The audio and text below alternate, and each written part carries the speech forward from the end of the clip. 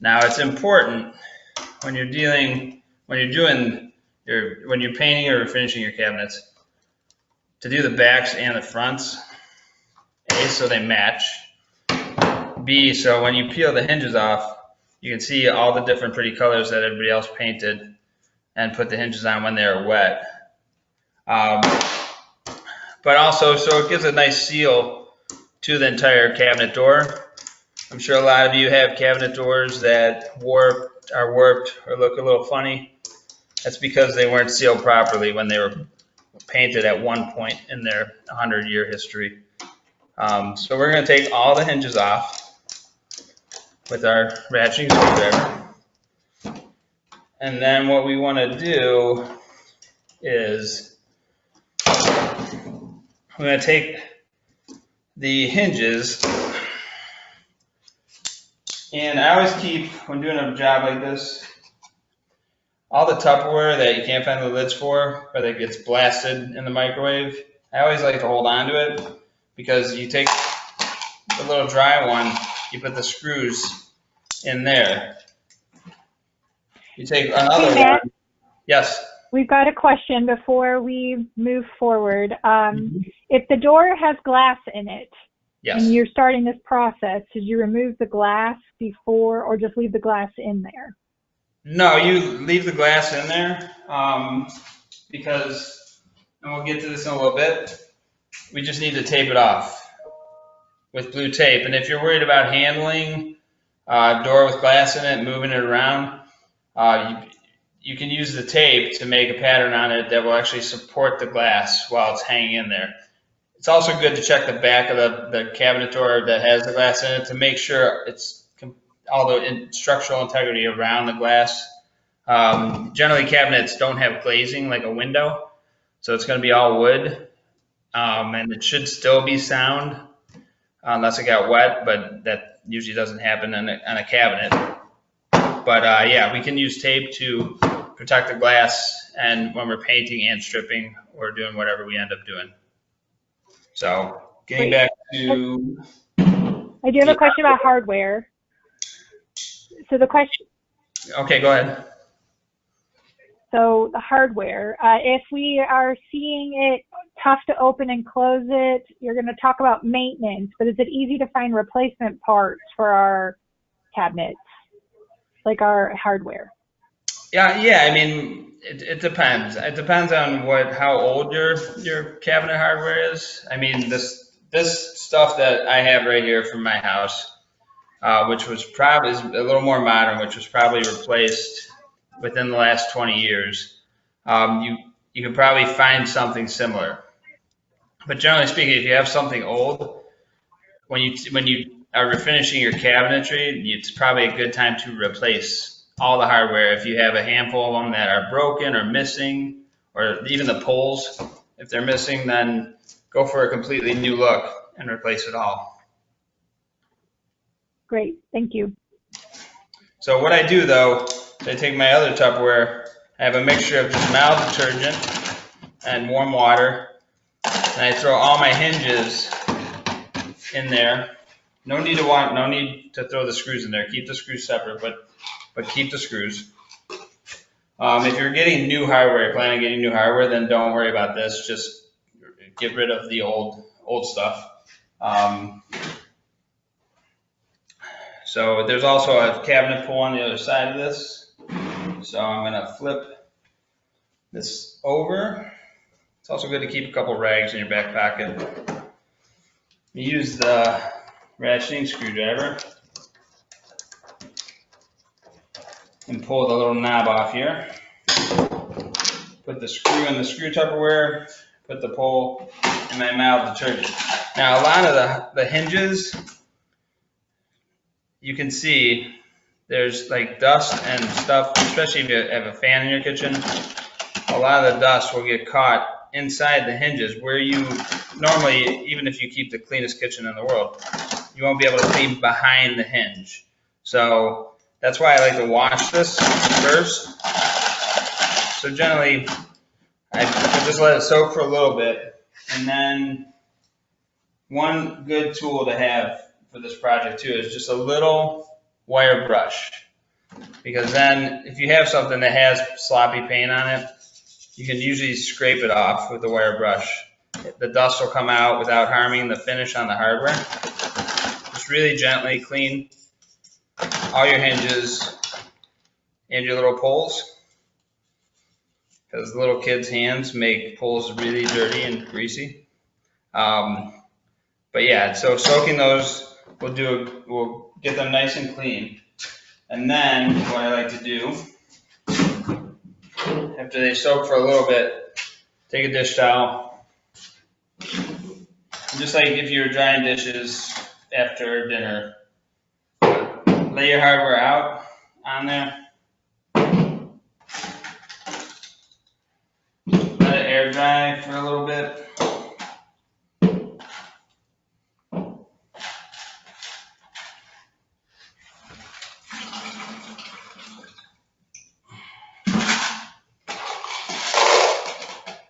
Make sure you didn't put any screws in there like I did. Using a Tupperware, clean Tupperware, after your hardware is dried, just to make sure that any of the non-coated parts don't get rusty, you're going to take your hinges especially, your pulls not necessarily, but your hinges, put them back in the Tupperware.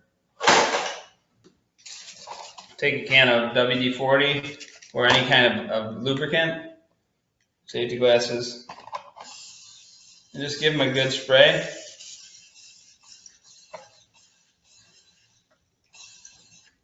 Let them soak for 20-30 minutes.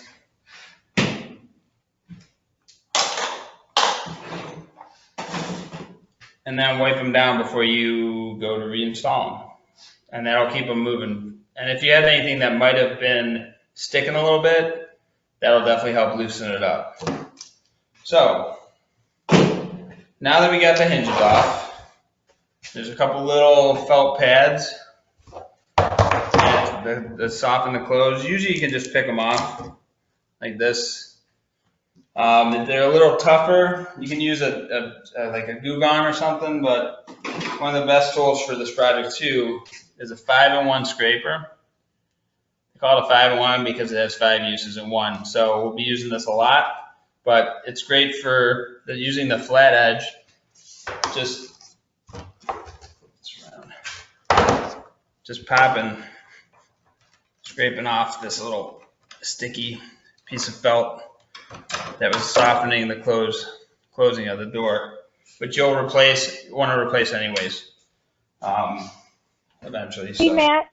Yes. Sorry to interrupt. Could you put your camera down just a little bit so we can see the cabinet door? Let me know when. That good?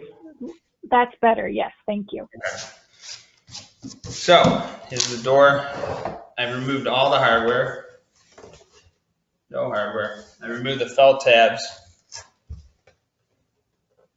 All right, if there's any other stickers or anything on there, decoupage from the 70s when it looked pretty cool to put a cornucopia on your cabinet door, we just scrape that off too with some Goo Gone and one of those 5-in-1 tools or like a 2-inch, 3-inch scraping knife. So the next step, after we got all the hardware off, is we're going to clean the cabinets with a special product that will actually help for the adhesion of the paint. So we're going to focus on, because mine are painted already, we're going to focus on repainting this, and then we'll get into actually taking them down to wood a little later on in the workshop. So we have this product available at Sherwin-Williams called Sunnyside. It's TSP, but it's a TSP substitute. Trisodium phosphate is a product that has been used for years to prep walls for paint. It cleans up dirt, grime, it's basically a high quality degreaser, but it cleans all that stuff off and creates sort of a porous area for the paint to adhere to the existing wood, whether it's painted or not. So we're going to start by cleaning that with TSP. You're going to use basically a 1/4 cup of this per 2 gallons of warm water. So I like to use a pitcher. It's a half-gallon pitcher. I measure it out. Get my 2 gallons, 5-gallon bucket, and then just an old measuring cup. I keep with my old Tupperware that I confiscate. So I throw a 1/4 cup in there. Pop on your special rubber gloves. I hope this doesn't rip. So pop those on. You don't have to wear a mask yet at this point. Nothing is airborne right now, so.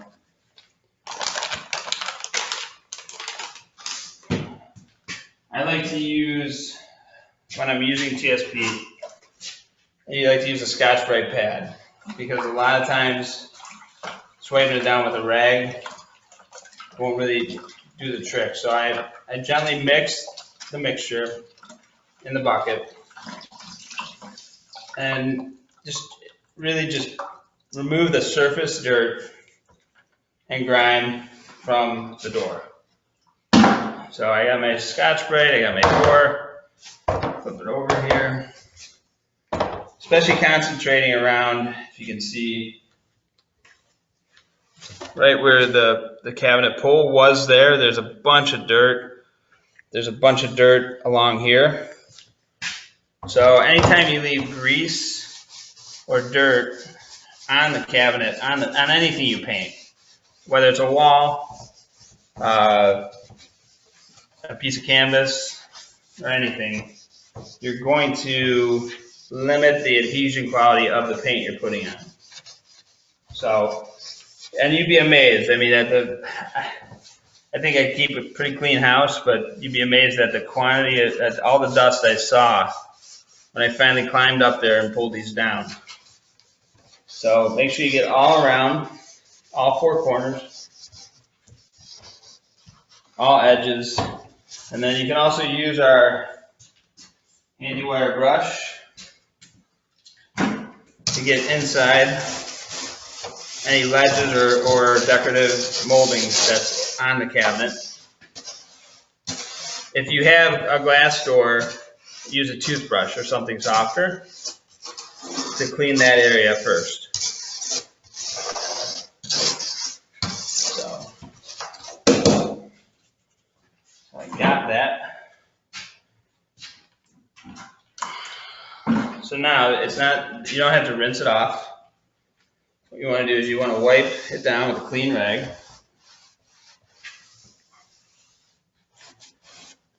And you'll notice it might be a little tacky in some areas, and that's really just depends on what paint was on there years ago. You know, you don't know what somebody put on your cabinet doors before you own the house. A lot of people, a lot of renters in Lakewood, you know, somebody could have painted those cabinets a different color every year. But make sure you get all the dirt out. And if you do, like in the corner here, I have a little, just from putting that TSP on there, there's a little bit, and I'll show you guys 1 second. There's a little bit of peeling paint right where all the grease was from the hands and stuff grabbing the cabinet. You can see that I'm holding a piece of paint right there that I just peeled off. That's not a problem either. We wiped it off with a dry rag, so we're going to let it dry for a little bit just to make sure that the TSP is doing its job. But it looks 100% better already. But the next step we're going to do while we're letting this dry is we're going to get our primer bonder ready. So this is just for a repaint job, this steps. We'll get into refinishing later, or not refinishing, stripping later, sorry. So Sherwin-Williams makes a product. It's called Extreme Bond Primer. Here's a little shot of that. It's basically made so that you don't have to do a ton of work to refinish your cabinet. You don't have to do a bunch of sanding and everything. I mean, there's still times when you might, but with this product, you can paint tile with this product in your bathroom if you wanted to. So it's a great product that makes it really, really easy compared to even 10 years ago when you would have to take, all the paint layers off your cabinets to make them look nice as a finished product. So we're going to use that, but first, actually, we're going to check our door to make sure that there are no cracks or holes that need to be filled. And I got lucky on this one. I don't see any, but if there were, you would want to use, and again, this is just for repainting mainly, like a 4-inch or 3-inch putty knife and some wood filler. Comes in a tube. It's just like caulk. You squirt it onto your product, onto your cabinet, wherever your hole or crack is. Like if you're replacing your hardware, if you're replacing your hinges, and you have a new hole layout. So instead of going from 4 screws, you went to 3, or from 2 to 3, then you would want to fill those old screw holes with this putty. And it's really simple. It dries quickly. It's sandable. So after you fill it, you can just take a sanding block or with a piece of sandpaper, and you can clean that up really easy. And most of the products out there are paintable, so it's just going to look like it was wood to begin with. And even if you have to, I mean, like the stuff I have here, which is called plastic wood by DAP, if you had to put another screw in a place that had this, it would act just like wood and accept the screw. So Matt, just so you know, I am sending out links to all of the products that you're mentioning. Okay. And I took a wild guess, and I did send out the DAP link. So they are actually seeing a link to what you're using right now. That's us, Allison. I know. Great minds. Great minds. That's right. So back to where I had the peeling issue after we used the TSP. It's dried sufficiently enough. We're going to take like an 80 to 100 grit sandpaper on a little sanding block. So all I did was I went to Lakewood Hardware and I picked up just this Norton Pro Sand 80 grit, and I cut twice because the first time I cut short. So I cut the bigger rectangle and I put it on my sanding block. It's really simple. It just flips up underneath each side, gives you something to hold on to. And all you want to do is really lightly just take off some of the, it looks like almost like pillowing on a sweater. Just take that off. General rule with doing anything with refinishing or filling a hole or doing mud work or spackling on a wall is you don't want to play with it too much. You want to get it smooth and walk away from it and make sure it's clean, smooth area. If you go too much, you're going to end up sanding your whole cabinet door, and you really don't have to do that, especially with this the primer that we're using today. So okay, Matt, I have 2 questions. Yes. Well, a question and a comment. The one question is about the wood filler, and should we be filling the holes where we took the cabinet off? Well, you're going to be doing the same process with washing that you did on your cabinet faces that you did with that we're doing with the doors right now. The only reason you would want to fill those is if they were cracking, or if you're putting in new hardware that the hole patterns don't line up with the old ones. Okay, great. Thank you. And then just asking here, should we be wearing our mask, especially if we're using older cabinets while we are sanding? While you're sanding, I mean, it's damp, so as long as there's no dust, airborne dust, you should be fine. But thank you, Allison. it's always a good idea to wear your mask. And like I said, it's not just a bandana around your face like you're wearing to the grocery store, which everyone please do. But it's a good mask that will protect you from anything that might get airborne. But because we just washed this down with TSP, it's not getting airborne. It's still a little damp. So it's always a rule of thumb too when sanding is if you have something that's wet and you're using, a sandpaper you can use on a wet surface, especially a sanding sponge, but that will eliminate a lot of the airborne dust is when you're sanding like a damp or wet surface. So, but I'm going to throw this on. I'm going to do a little bit of sanding here and then I'm going to take it off so you guys can hear me. But this one fits really nice. It's low profile so I can see. It doesn't mess with my glasses. So I'm just going to clean this up a little bit.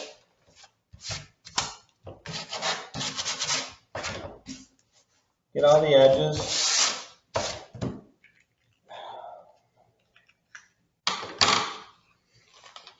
Take that off.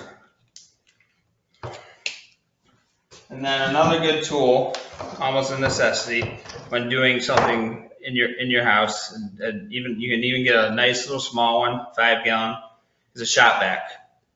So we have right here a nice rigid one, which the 10 gallon you can get at the toolbox again. And basically you just use that to clean up some of the dust and everything else that gets created when you sand and wash up these cabinets. So now we're going to, it's always good, like I said, to wipe it down again too.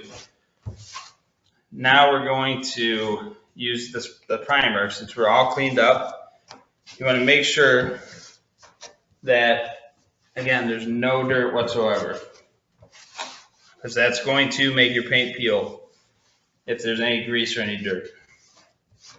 So it's been cleaned with TSP. We got all the hardware off. I don't see any peeling anywhere. Another thing to look for are drip marks from previous painters. You can sand those down as well. There's no cracks, no holes. I'm reusing my hardware, so I think we're good to go to start priming. So I mixed this up already. The 501 tool, again, is great because you can open a can of paint with it as well.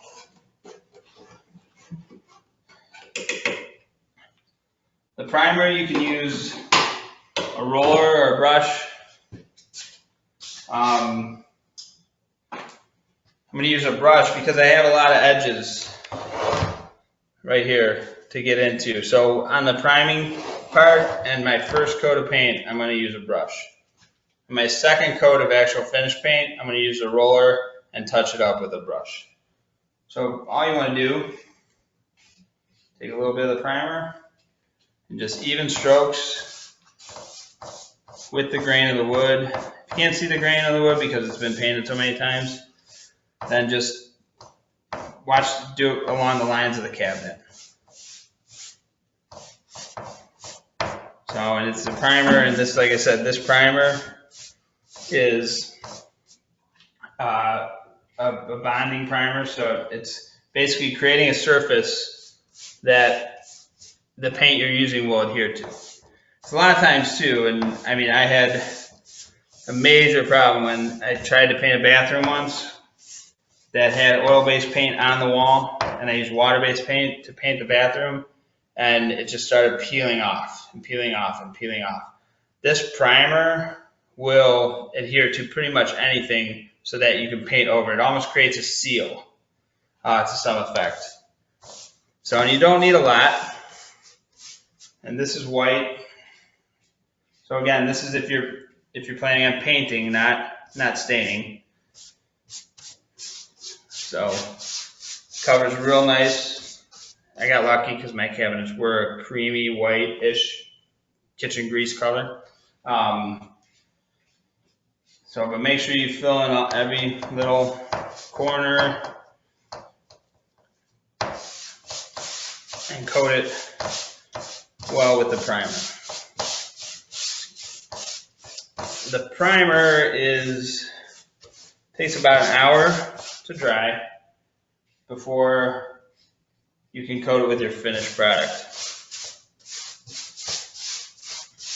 So I'm going to move this right now to the drying area. Okay, so Matt, while you're doing that, I have a question about the primer. Yep. Let's say we were going to paint our cabinets like a navy blue or something other than white. Mm-hmm. Would we need to get our primer tinted to that color to allow for optimum coverage?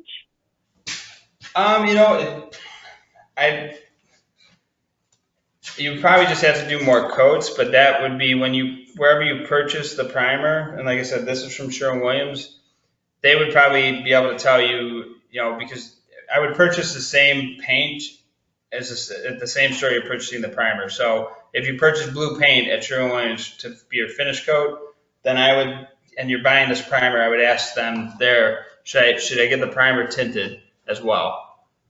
So that's a great suggestion. The finish coat we're using right now is it's an interior exterior enamel that is basically made for trimming cabinets for washability. So I mean, my own home I've painted my cabinets before with paint that I have because I like the color and they're chipped already. So doing it the right way like this is very important. Using a finished product and talking to professionals and experts in the field is very important as well. So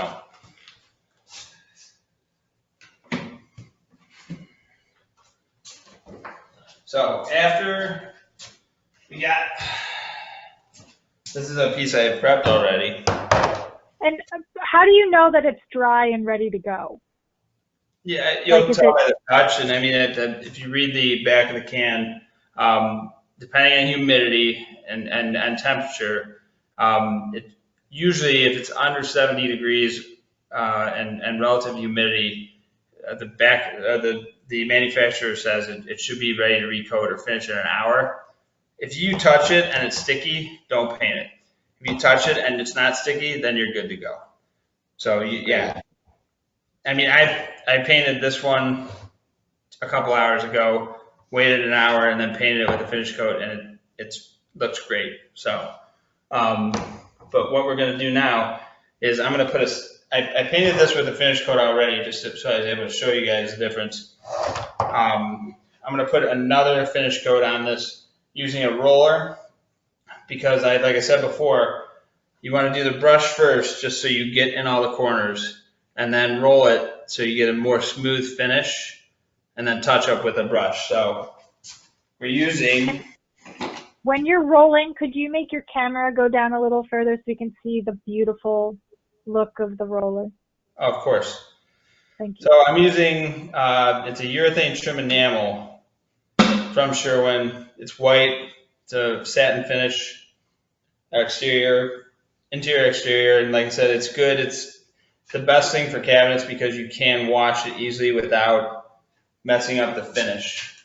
So if you're trying to scrub a greasy handprint off of there, just like I was doing when I prepped this cabinet, and I took off a layer of paint just by washing it with the TSP, which is the degreaser. If you're using anything, or you get a crayon on there or something like that, you don't want to take off the paint. You want something that will actually hold up to just wiping it down with warm soapy water, and that's what this will do. So, got a nice little 1/2-inch nap roller, mini roller. These are perfect. And then this nice little mini roller tray. I'm going to put my camera down so you guys can see. And like I said, I already did it once with a brush so I could get inside these corners of the frame. So it's just like painting with a big roller.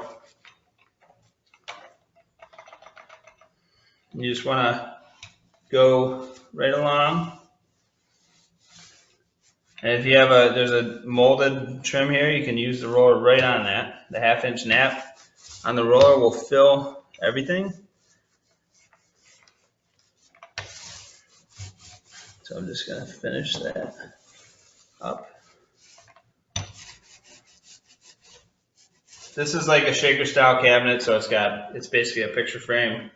So I like to do the long sides, the vertical sides one way, and the horizontal sides following that.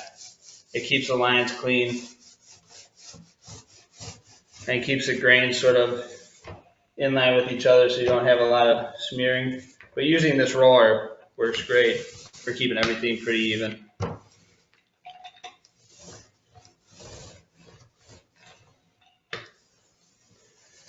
And nice and smooth and slow. Before I touch up, I like to rehang the doors, just because you never know if you'll nick one.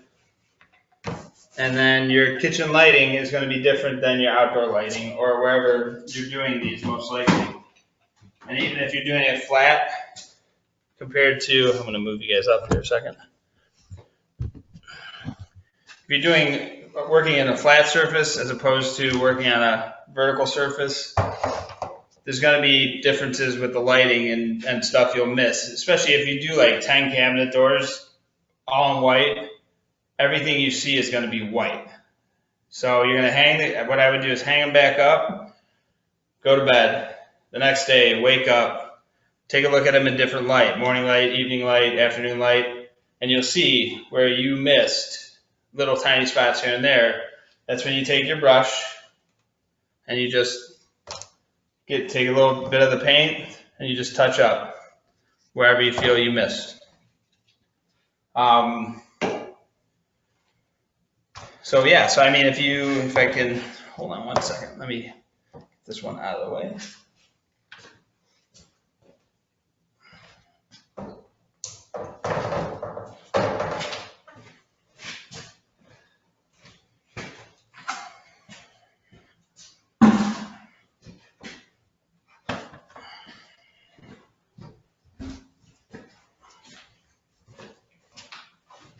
So it's not going to be probably easy for you guys to tell the difference, but that's the original one, and it was sort of white.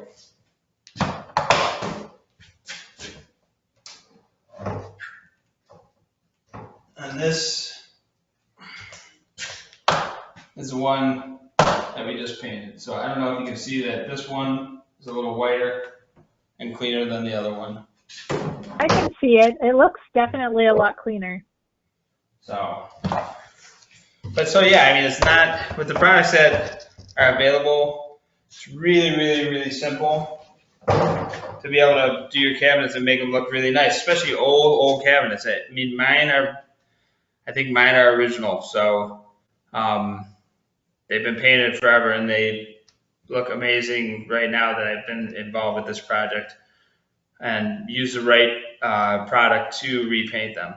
So repainting your cabinets is not that big of a deal. Refinishing a cabinet or working a piece of furniture or a door or your stairs or your porch or something down is a little more involved, but it's still not something that the average Lakewood homeowner can't handle. So we're gonna get situated here for a second and set up, and we'll talk about stripping down the paint and bringing everything back to the natural wood. So just give me 1 second. If you guys fire some questions away while I'm working this out, that's great. So Matt, like my cabinets at home have wooden doors. Mm-hmm. I'm just going to talk to you while you're moving things around. Okay. I'll try to project. But the actual sides of the cabinets are like a terrible press board, and maybe have like a glued on terrible fake wood grain. So I probably can't paint those. Yeah, like a laminate maybe. Well, this primer bonder will allow you to paint those. You can't refinish those, obviously, because they're not real wood. Right.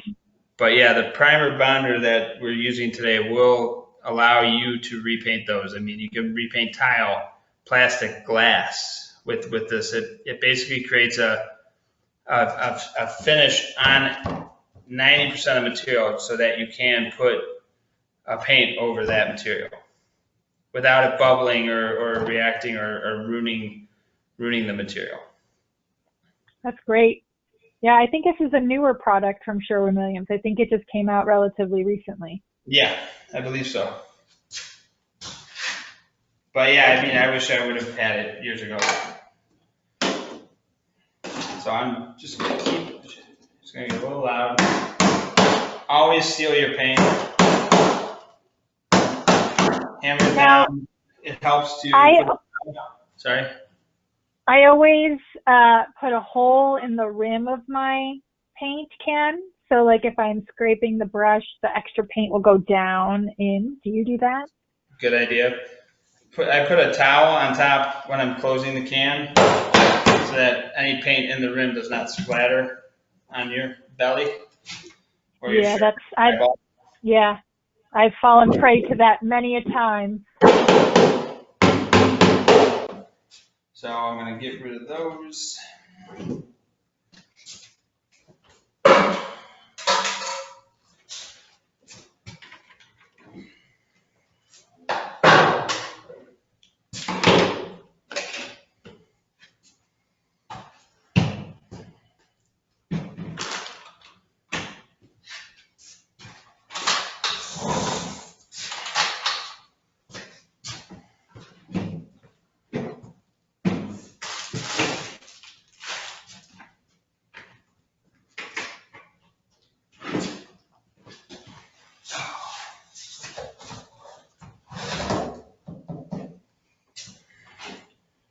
So refinishing, completely stripping. I mean, I come from the school where refinishing means you're stripping it down to bare wood and you're staining it or sealing it with something, as opposed to repainting, which is what we just did. But it's a whole other process. It's definitely more involved. You definitely want to wear a mask the whole time. I'm going to put this just around my neck so I don't forget. You definitely want to do it in a well-ventilated area. You want to have a shop vac ready. You can buy an attachment for sanders that will actually suck the dust while you're doing it. You want to be just wary of your environment and who's around you and stuff.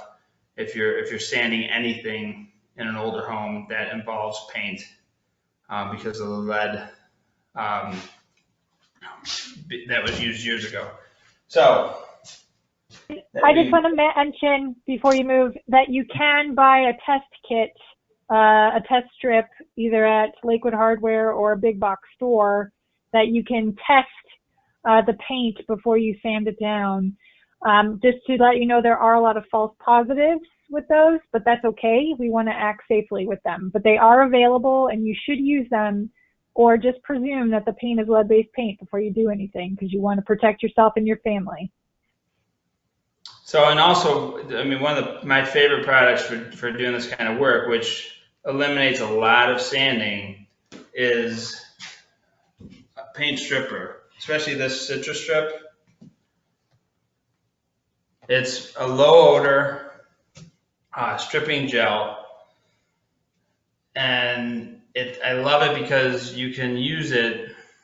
You have to wait 30 minutes for it to set in, but if you leave it on something, say you set up a couple cabinet doors in your basement on sawhorses like I have here, and you coat them with this citrus strip and you're waiting your 30 minutes, and then, something happens, you got to run to the store or something. This citrus strip gel, you can go back within 24 hours and be able to scrape it off without it drying, because it's a gel, it's a heavy duty gel. So it's a great product. I've used it, and I can post pictures to LakewoodAlive, our website, after we're done. I refinished a church pew that had probably 6 coats of paint on it. Now I used this product and I got it back down to its natural oak and stained it, and it turned out beautiful. But it took me a long time, and I mean, it was great because I could set it up in the corner of my basement, put that on, walk away from it for a day, you know, and deal with it as I had time to do it. So I am going to use this on the back side of this cabinet, which I've already cleaned. You still want to clean it off. You basically want to clean anything you're working with. You want to clean off any debris or dirt or grease just to let the product you're using work as efficiently as possible. Having a 5-in-1 tool, a wire brush, a toothbrush, you know, anything, especially with more ornate furniture and stuff, it's really, really helpful when you're using a stripper, because then you can get in the little cracks where the paint will just, I mean, how many times have you seen a piece of furniture or a door that has some molding and you see a little tiny white line around a completely wood door? It's because they couldn't get that little tiny strip of paint out of there because they weren't using a 5-in-1 or a wire brush to make it happen. So another great. Matt, you say clean. Are you using the TSP before you do the citrus? The TSP that we use is basically a degreaser. So you could use that, or you could use any, you know, like 409 or something that will remove the basic dirt and grease off the product. The stripper is going to do a lot of that. If you miss some, it's not the end of the world, but you want to sort of let the stripper do what it's meant to do and take, you know, give it an easier job, I guess you could say. But I always buy these little chip brushes. They're like $1.40 a piece at Lakewood Hardware, and they're great for projects like this where you basically use them a couple times and then you can get rid of them, because after you use any type of stripper, generally you're going to not be able to use a brush for anything else. So not to interject again, but I will.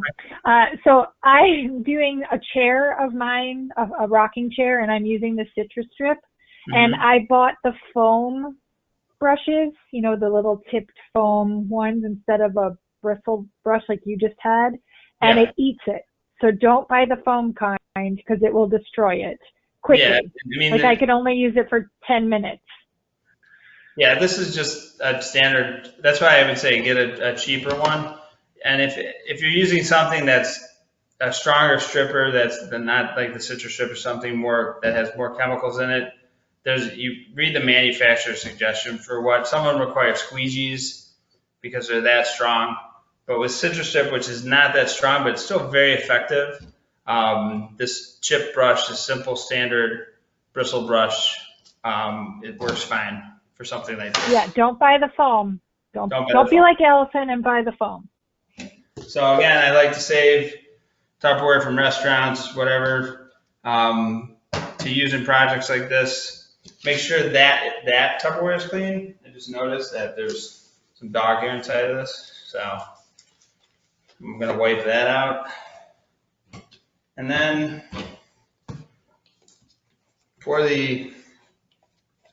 first off, make sure the lid's on tight. Shake it up. If it's been sitting in your garage or in your basement for a little while, it will settle and separate, so make sure you shake it up. Put on some safety glasses just in case. You don't want that to splatter in your eye. Wear your gloves. So basically, squeeze it out and guesstimate on how much you think you'll use to do one project. Like this is probably, I mean, you can cover 400 square feet with one of these jugs, so this is probably 6 square feet. So I would just start small. You can always pour more in there. You can never, it's really hard to pour it back in, especially when you've been using your brush. If you're indoors and doing this, or even if you're outdoors, wear something to protect you from the fumes, even though it is, you know, safer and has less fumes. It's always good to be safe. So I'm just going to put my mask on and spread this out in a thin, even layer with the brush.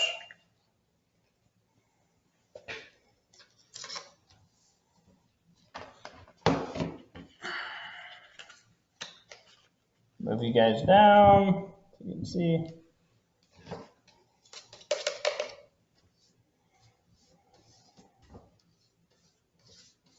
Just a nice thin layer.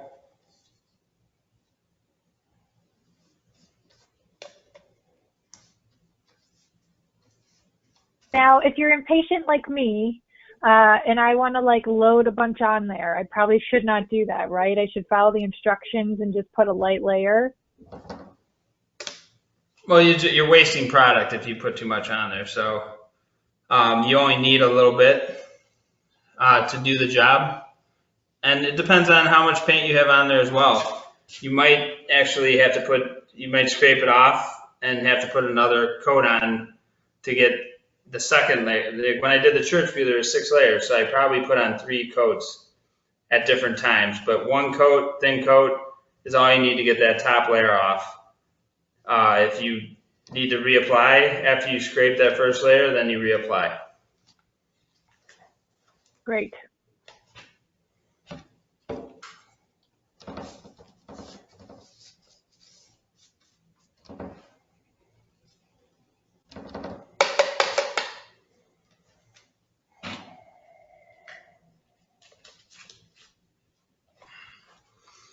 Okay, so you can see it's just a nice thin layer.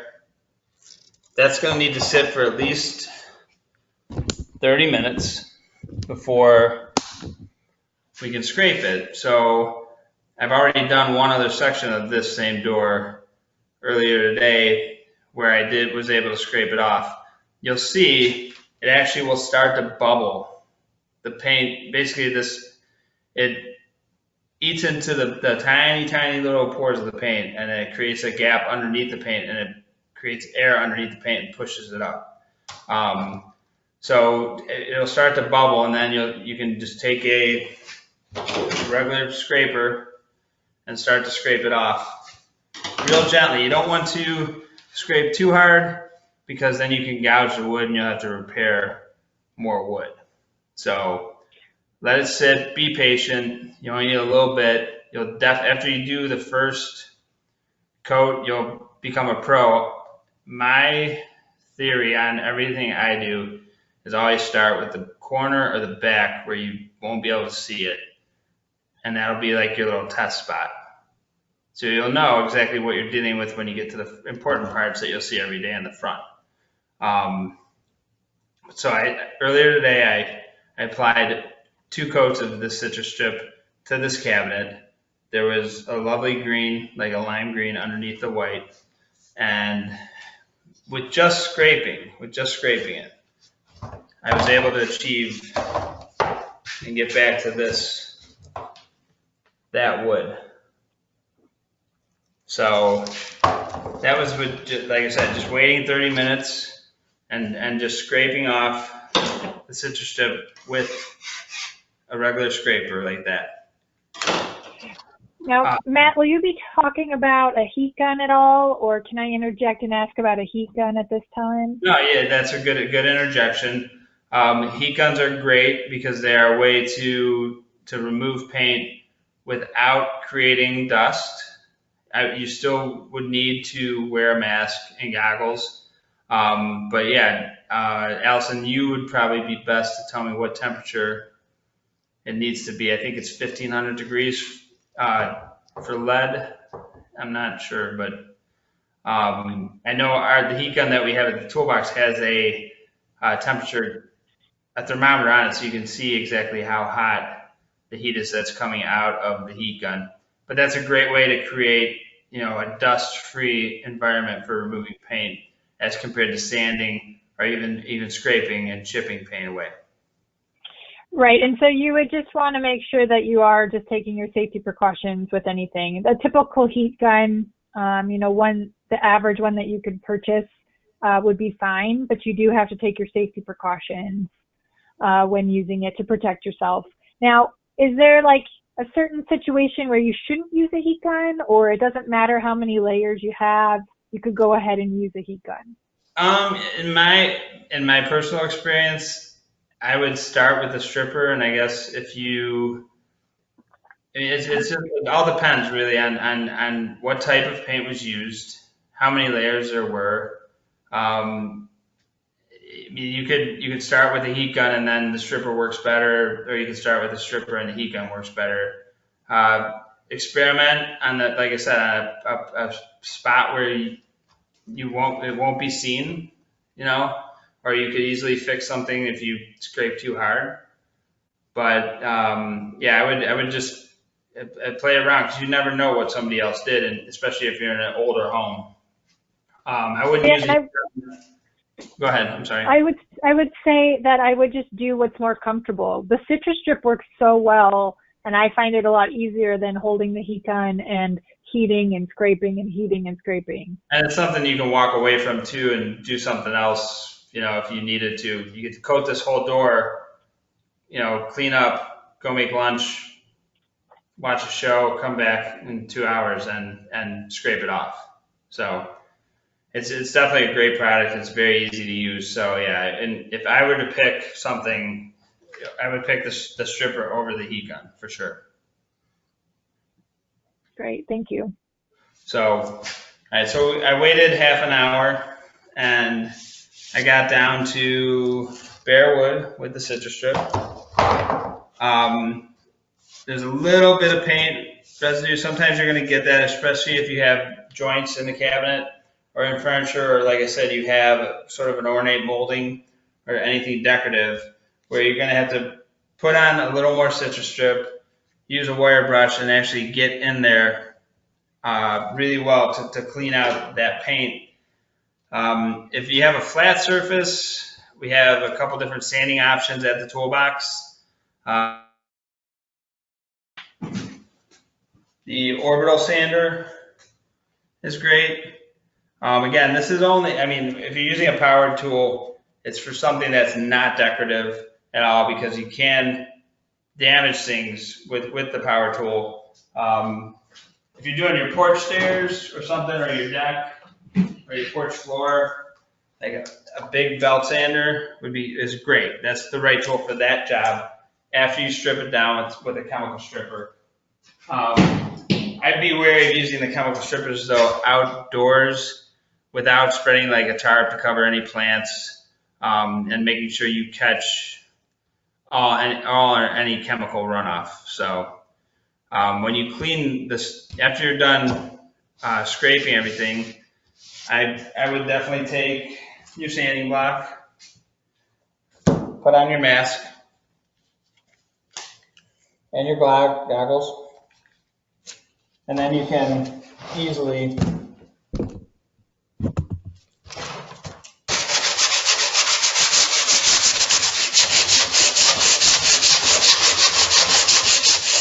sand a lot of the leftover paint away. That's after you scrape off the citrus strip. It's also good to wipe everything down at the end with some odorless mineral spirits. You just put that on a rag, just wet your rag, and then you wipe it down, and that cleans up any residual stripper or any other chemicals or paint off of your product. And then you can stain it, you know, or oil it, or however you want, depending on what type of application you're using, the furniture or the floor or something. I have actually right here, excuse me.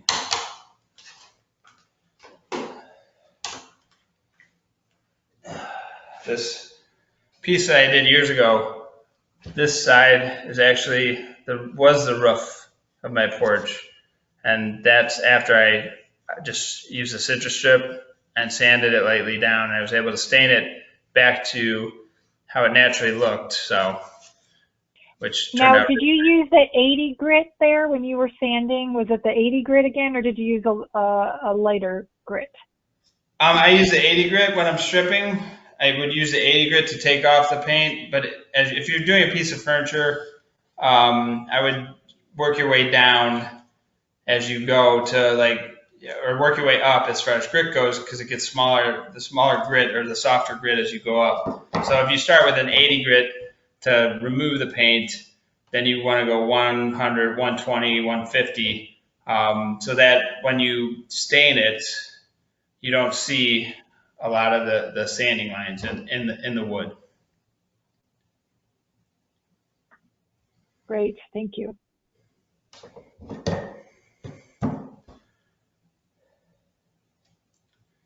So that last thing you really have to do is hang them back up, put your poles back on, and really look for any spots that you need to touch up, like I said, in different light, and even with the overhead light in your kitchen.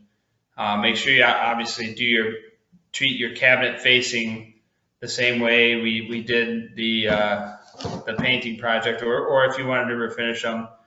I always do both front and back of the doors. So if you're real ambitious, you can do inside the cabinets, but as long as they're not too chipped up or damaged, then I usually just prefer to wipe those down, because that's an extensive project. But you would treat the inside of the cabinets the same way, really. Just wipe them down with TSP, hit them with a primer, and then hit when the primer dries, hit it with the top finish coat.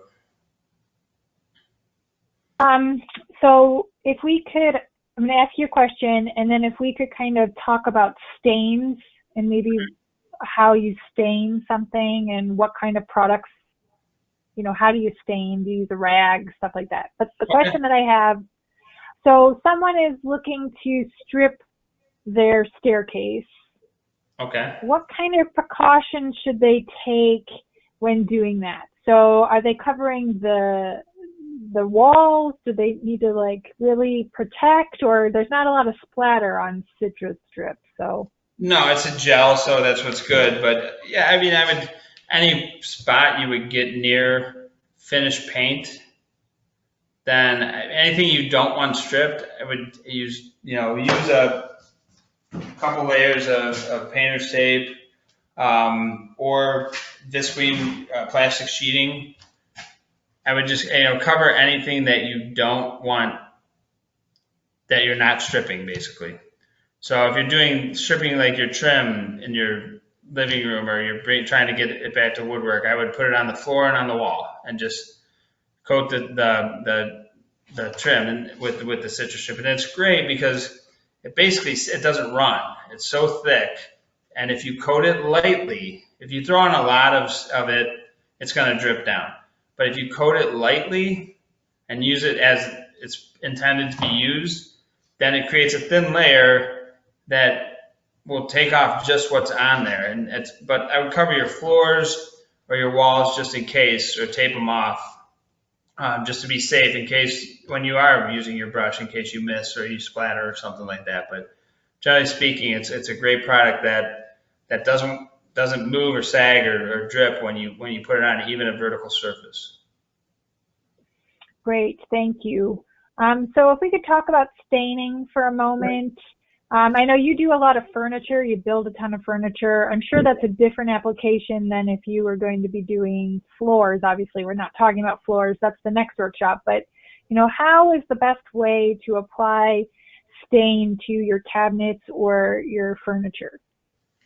Well, stain as opposed to paint is a different animal, and that's where you would want to work your way down or work your way up in your grit, because stain will, and even in your repairs, stain will show every little tiny knot and everything else, every scratch.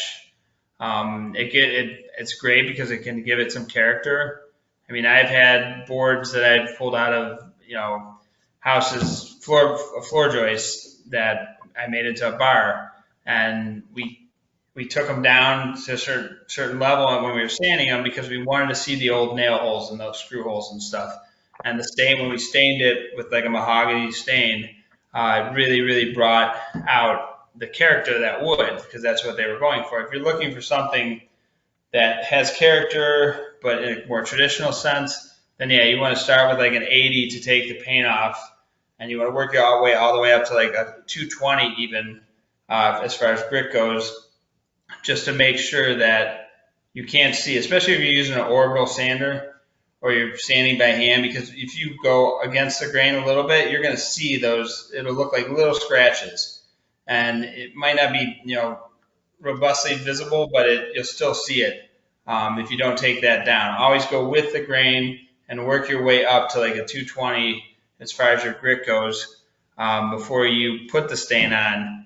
You want to probably use a wood conditioner as well, which basically it's sort of like the primer that we have here from Sherwin, but it's before you stain something, you treat it with a wood conditioner, and it helps the wood accept the stain better. But there's so many great products for staining stuff. I mean, they make paint stains now that are more durable than a normal stain, so you can use those on your porch. And if you're using something that will get, like a floor that will get a lot of traffic, or a piece of furniture that will get handled a lot, or a stair railing that will get touched a lot, you want to use something that's a urethane-based stain. A lot of them, like Minwax makes stains that actually have is a urethane mix. So it's like a tinted urethane that works really, really good. And those you want to have a clean surface. You don't use TSP on that. You can just wipe it down with, just soap and water, let it dry thoroughly, and then you will just take a lint-free rag. They make rags or pads just for staining. Use one of those and you just wipe it in even strokes with the grain. And one of the oldest lessons I learned from old carpenters is do it and walk away. Just go away from it, let it dry, because you can always fix something. If you hit it a little bit too much in one area, when it's dry, you can sand it out and even out that coat. But yeah, just wipe it on, and then depending on the use, you may want to seal it. But if you use a urethane blend, you should be fine. That's great, thanks. So we're caught up on questions. Okay. We've covered a lot of great materials. Now, I'm going to offer up again. I did send out the link to the toolbox. Check us out. The toolbox is a dream come true. We've worked real hard, and because of the toolbox, we were able to bring Matt on board with us, and he has a ton of knowledge, and he is happy to answer any questions you may have about this type of product or about any project you're looking to tackle. You can always call him. If you call LakewoodAlive, which is 216-521-0655, you can select his extension, and it will ring directly to him. We are working intermittently in the office, so you can get a hold of us anytime, or you can email him. His contact information is on the website. So please reach out. We eat, breathe, sleep housing. We love housing, both of us. We love home repairs and everything that goes along with our old, wonderful, complicated housing stock. So, thank you guys for sharing your evening with us. This is being recorded, so you can watch it again. And like I said, we did send out all of the links of all the products that Matt used today. So, Matt, you can only hear me, but thank you so much for your time and talent that you shared with us. We're very lucky. So thanks for making this happen.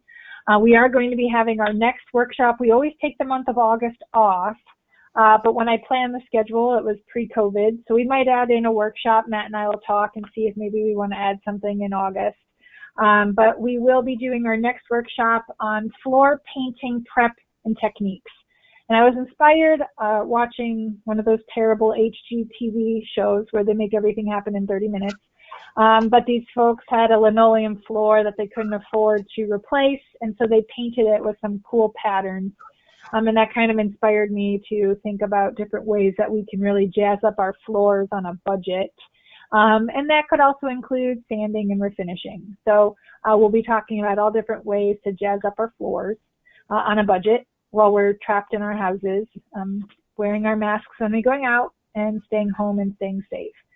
So I just want to say again, thank you to all of you for joining us, and thank you to Matt for sharing his time and talent. And we hope to see you around.